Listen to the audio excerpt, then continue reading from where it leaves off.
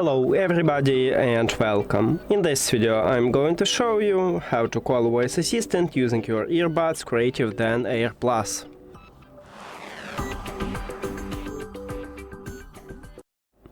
So by default, to call voice assistant you need to press 3 times at your left earbud.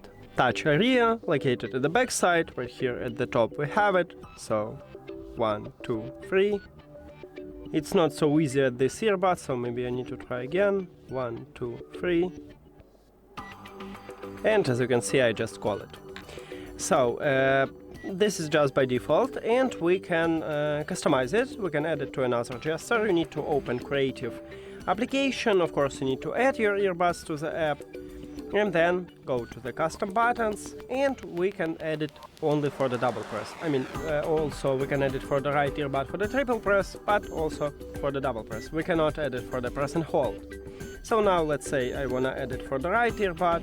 Just click on it and select voice assistant. Now let's check it. So 1, 2. And as you can see, I also call it. So that's it. Thank you for watching this video. If you found it helpful, please consider subscribing to the channel and leave the like on the video. See you later!